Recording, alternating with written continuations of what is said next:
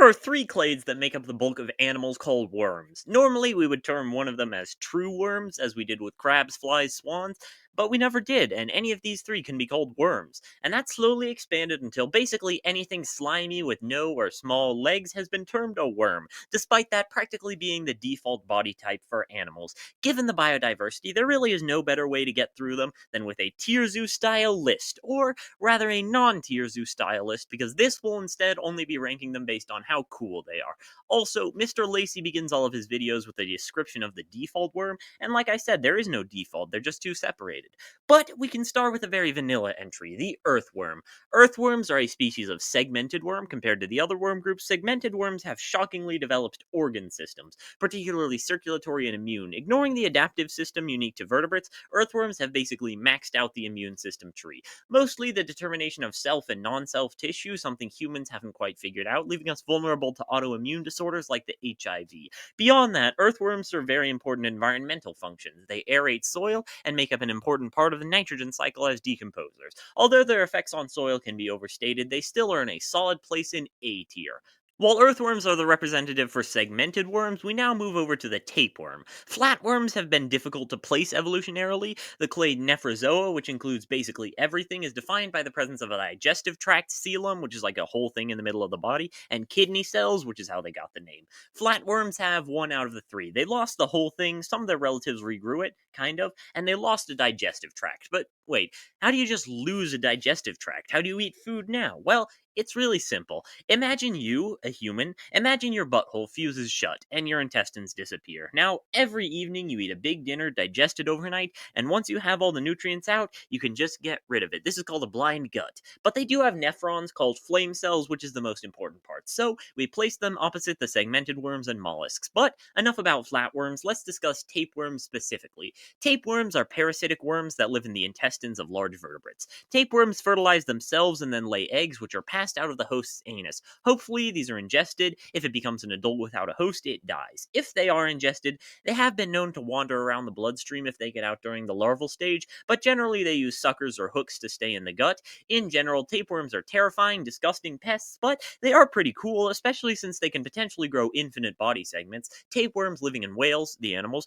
have been known to exceed 100 feet. On top of allowing them to regenerate massive damage, this allows them to resize to the gut of a growing animal. Despite how cool they are, it's difficult to get past the disgusting nature. C tier.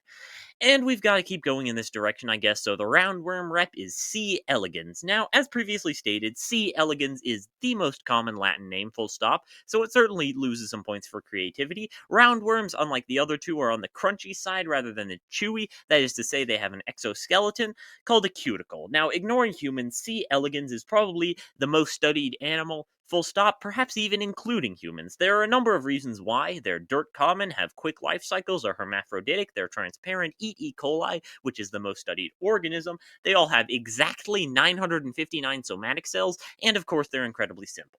They were the first animal to have its entire genome sequenced, neural pathways mapped, and they basically might be the poster child for the entire field of zoology. That kind of fame can only get you one tier. Ringworm is, by all accounts, not a worm, but like I said, you can't really define a worm taxonomically. You just have to go with everything that ends in worm. But, like, ringworm is really stretching it. It's a fungus, not even an animal, and it's not really a fungus, it's a fungal infection that can be caused by a variety of fungi. Even still, it's a really serious problem. It's worst in the global south since it thrives in humid areas and requires a skilled dermatologist to combat. Obviously, you need to wash an infected area, but keeping it moist just worsens it. My personal experience, thankfully, is now over, but it still leads to our first F tier. Insect larvae are often misidentified as worms. In fact, a lot of them are named entirely based on the larval stage. The premier for this group is, of course, the mealworm, the grub of a species of beetle. Your experience with mealworms was likely feeding them to some sort of animal, probably chickens. If your school hatched eggs, they were most definitely eating these suckers, hence the name. They're commercially viable because they take very little time to grow and much less water while still having a great nutritional value. Mealworms have thus been the poster child for insects as a commercial alternative to farm animals. While it sounds gross, the numbers are, frankly, unbelievable. It sounds like an S to me, but it's only an idea right now. I'll give it an A for the time being. To earn an S, we need to have more worms in our diet. Speaking of which, the Diet of Worms was an encounter between Martin Luther and the Holy Roman Emperor in the German city of Worms in 1521. By this time, Luther had been excommunicated, and this was his last chance to rejoin the Catholic Church if he would formally take back everything he had said in opposition to it. Luther ultimately refused, and so he forced them to promise him safe passage in and out of Worms. Before he could be captured outside the city, he was whisked away to a castle in Eisenach. I can't say too much about religion without being biased, but the political ramifications of the Protestant Reformation were huge. Although it, along with the Counter-Reformation, generally led to more religious diversity in Europe, it also divided Europe, especially at a time when the Ottomans were expanding. It led to the 30 Years' War, and most damningly, it led to the rise of Calvinism and ultimately the YouTuber Redeemed Zoomer. So I will have to relegate it to D tier. Guinea worms are an unpleasant strain of roundworms native to Africa that causes a disease called dracunculiasis, which isn't so much a disease as it is, holy crap, there's a worm coming out of my leg! Yes, I did say unpleasant. When the eggs are ingested by drinking contaminated water, they live somewhat similar to the tapeworm, but instead of being hermaphrodites, both the male and female need to be ingested. The male dies in tissues, but the female needs to emerge through a painful blister to lay eggs. There is no known cure to guinea worm other than just encourage the female to come out slightly faster. If it dies while emerging, everything becomes much worse. It is posited to be the fiery serpents described in the Bible, and along with yaws and polio, it is one of the few species that we are actively trying to drive to extinction. Yeah, this one should be a no-brainer. Giant tube worms are a species of deep-sea creature that feeds from chemosynthetic bacteria. You might think I'm introducing a whole brand new unrelated species. I certainly did, but no. It turns out these guys are segmented worms, just like earthworms. Well, okay, these guys are anything but just like earthworms. They dwell at 10,000 feet below sea level in hydrothermal vents. They can swim around as juveniles, but eventually settle down near the mouth of such a vent and become a sessile adult. Let's back up a bit. You'll notice I said feeds from, not feeds on, and that's because they don't eat the bacteria.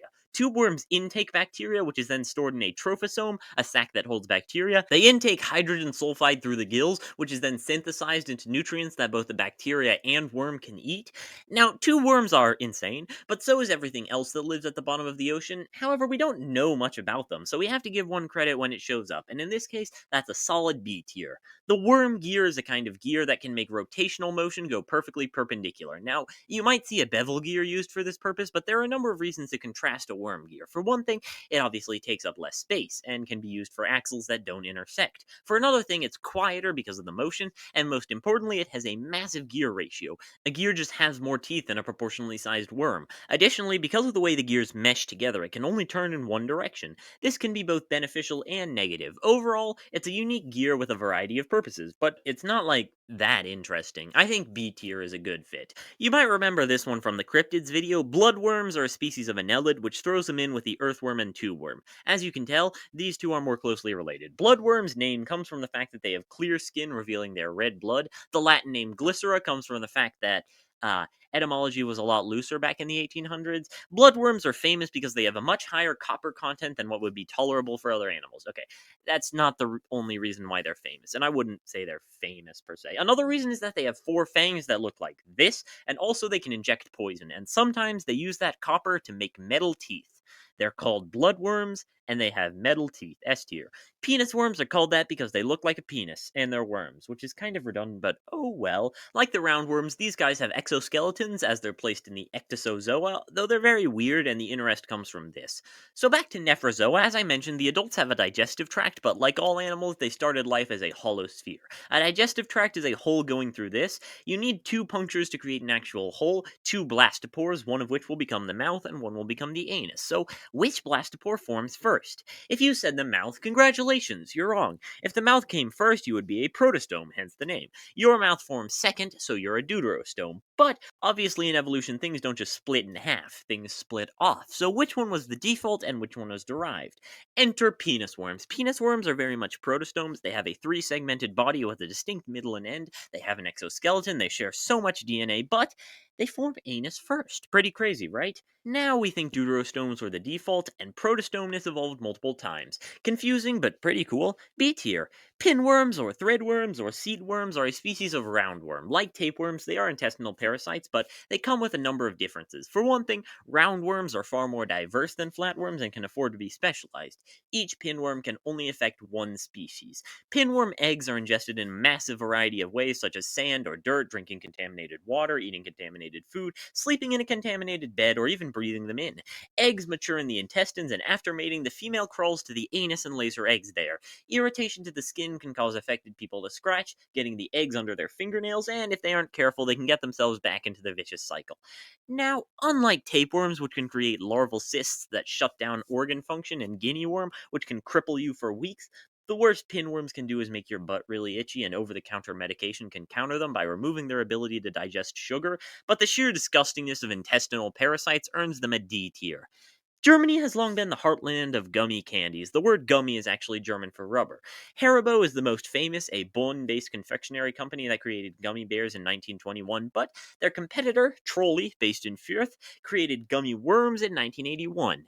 Now, Wikipedia instead claims Haribo invented gummy worms, despite all evidence to the contrary, including the source that they literally cited to make this claim, but whatever. Apart from massive amounts of sugar, gummy candies are made of mostly gelatin. Gelatin itself is made from collagen, or connective tissue found in all animals.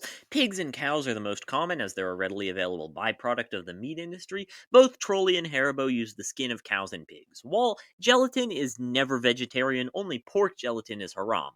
It is possible to make cow byproducts halal, but not only can it not be slaughtered by machine, it has to be done by a practicing Muslim. Trolli jumps through these hoops, while Haribo doesn't sell halal candy outside of Turkey. Compared to other gummy candies, not much has changed beyond the shape. However, Trolli, who's much more into worms than Haribo, tends to prefer sour candies. I personally prefer sour candies, so I'm inclined to give them the edge and place them in A tier. That's all the time I have for this week. I did not expect to have so much to say about so many of these, but I still have a whole list to get through, and if you have any additional ideas, you can let me know and I'll try to fit them in.